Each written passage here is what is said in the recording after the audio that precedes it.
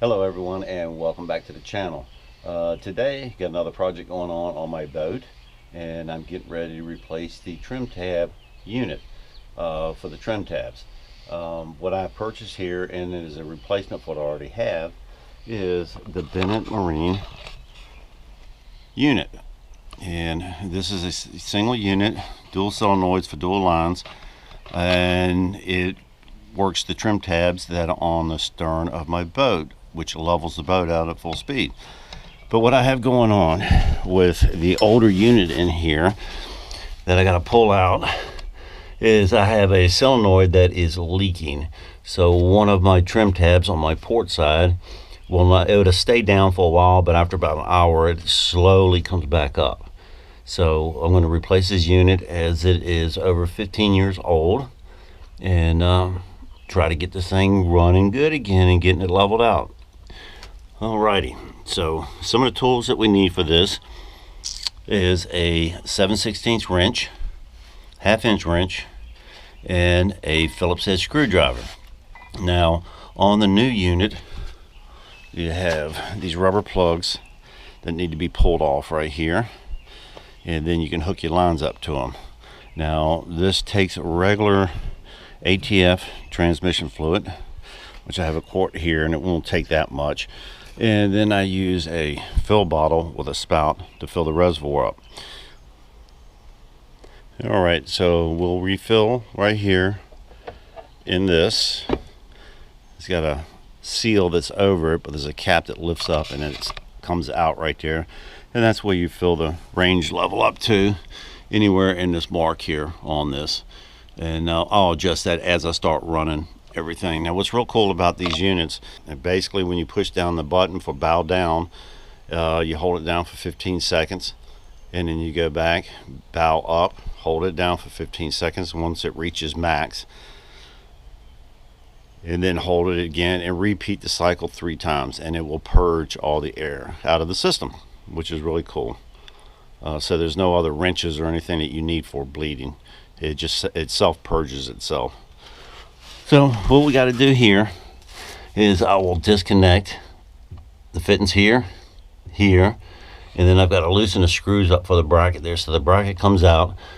Got to unplug the old unit here, and then I have a ground wire that runs underneath the stern over here all the way to the batteries. Now before you start any project like this, always turn it off, which I have done. I've turned all power to the off switch. I got dual switches here for dual batteries, and then my negative will hook up right here on the negative side. So I've got everything turned off here, and I will start disassembling everything. Alrighty, well, let's get to it.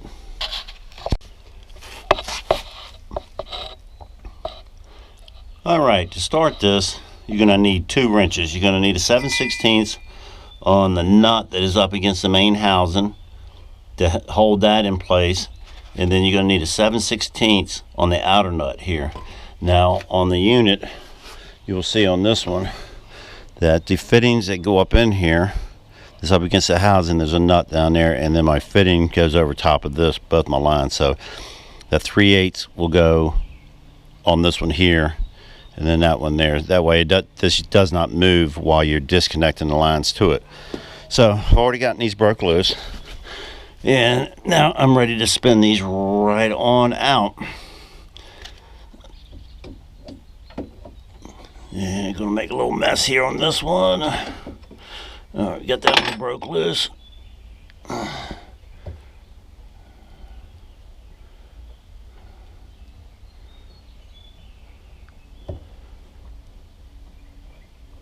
Alright, there's one line there. And then we'll move this wrench to the other side. And then I can break that one loose.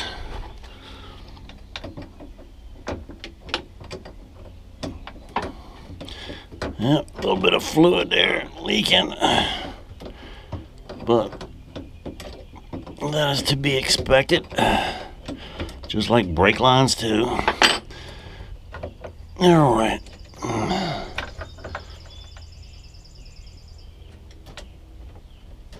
Almost there. A couple more turns.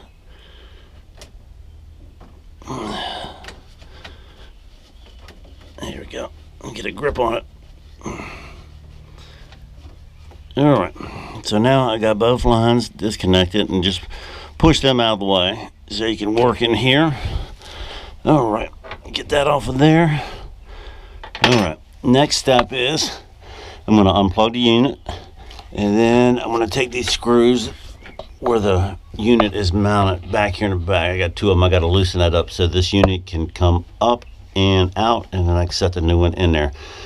Alrighty, so I'm going to disconnect my power cord here for the unit, and then disconnect over at the battery. And once I do, I'll get this unit out and we take a look at it. Okay, first thing I'm going to do on this part is I'm going to disconnect my negative wire, my ground wire from the battery to the pump. So we'll loosen up the wing nut on the battery here. And like I said, make sure you have all your power off, which mine is. And now I'm going to disconnect the ground wire so I can feed it back through. Alright, now I got to pull my wires through from the battery from here. And then I got to feed the rest of it through here, which we are doing. And now I'm going to hop over to the other compartment and pull the rest of it through. Alright, now I'm over here where the unit is, and I'll finish feeding my wire through here. Get that fed right through.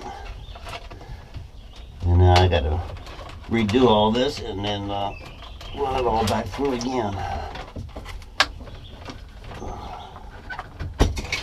Okay, that wire is done. Now next, I have to loosen up those screws in the back, which I talked about earlier, and then I'll be able to lift the unit out and unplug this. So that's next.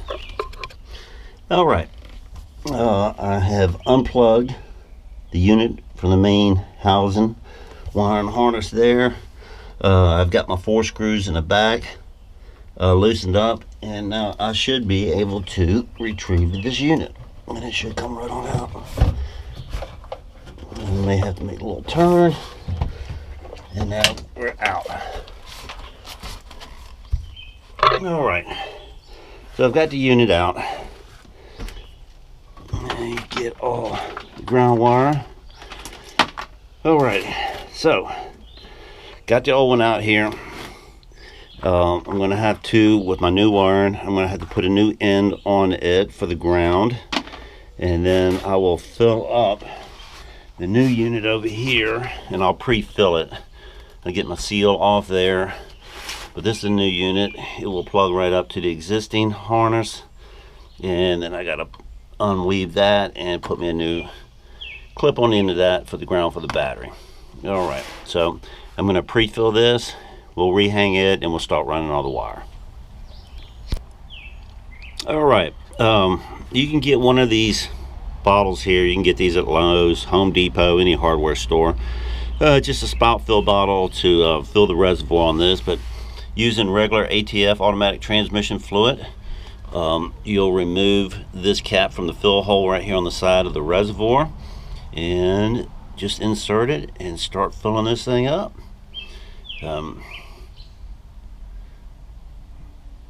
We'll take it up there to the fill mark. It'll take a few minutes to fill it up, but I'll get this filled up all the way to the mark, and then I'll get back with you. All right, I am on a level surface here, and I have my fluid level about 3/4 of the way up on here. I do have fluid still in the existing lines, so I'm going to allow room for that fluid to return back in here. And now that I've filled this up, return your fill cap, and it just pushes right back into position right there. And then I'm going to put the lid on this, and it comes with a screw. You can see that's taped on the bottom side here. So we'll pull that off, and then I'll put this lid on here, and we will be good to go. Okay. And we can pull these rubber caps off as well. There's 2 of them on there to protect those fittings. and then this piece just slides off right there. Alrighty, I'll put the screw in the top of it and I'll set this back in place.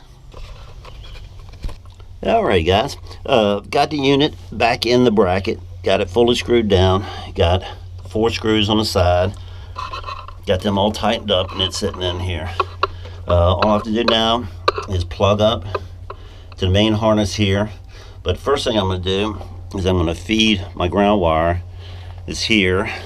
I got to feed it through back on the transom here, and then I got to get me a connection made for the end of the wire here to put on the battery, and then once I ground that, then I'll plug the harness in up there. Alright, so I'm going to feed this wire through, and I'll get back with you once I hook up to the battery. Alrighty, I got my wire loop put on the wire for my ground, put some heat shrink on that, and now install the nut back on the battery.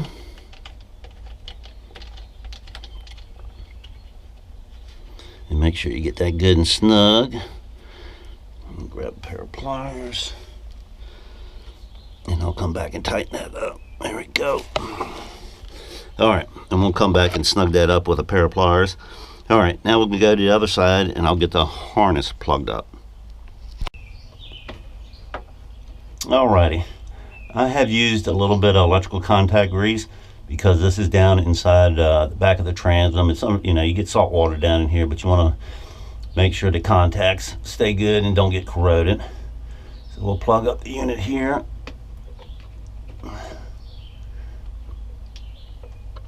Okay, so that's plugged up. Alrighty, so next on the agenda is I have to get my lines hooked up to the unit.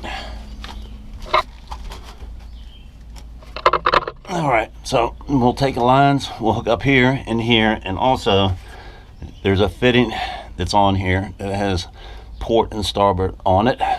Make sure you put that back over top of those nuts up there so they do not turn, and it also helps you know what side you are dealing with. Alright, I'm going to hook these up, and then we'll go from there. Alright, at this point here I got both of my nuts with good ferrules on them. They're tightened up, port and starboard side. My electrical connection is made to the wiring harness with electrical contact grease. I have the negative wire going to the battery heat shrinked and secured and nut tightened up. Now I'm ready to turn on power to the unit or to the boat, and then we'll start getting the trim tabs moving. Okay, as per instructions here, using your control, hold the bow down position for 15 seconds, then bow up for 15 to 20 seconds. And then repeat 3 times. This will purge any air from the system. No bleeding is necessary. And that's step 14 of your handbook that comes with the unit here.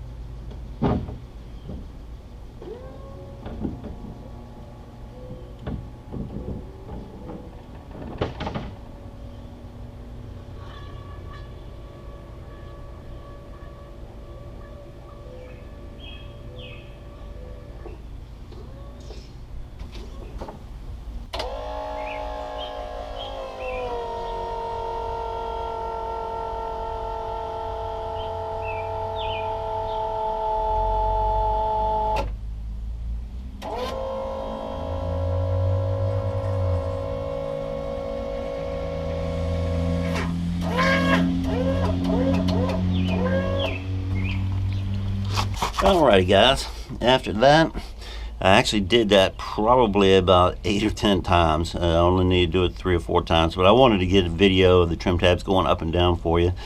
But anyhow, alrighty, making sure I got no leaks here, nothing there was nothing in the back, everything looks good.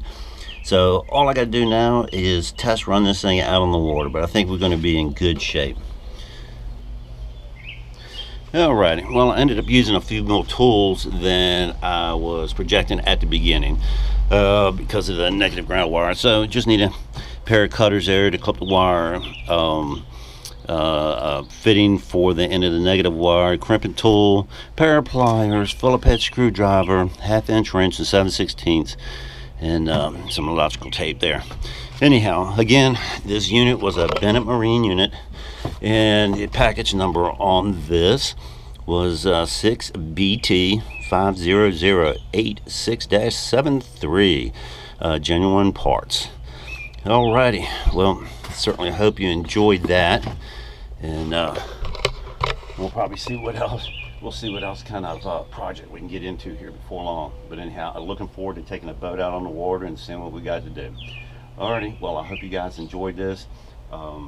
It took less than 2 hours to get this done, so that's a pretty quick fix. Alrighty, well until next time, we will see you guys later, and thanks for coming in and watching, and we'll see y'all soon.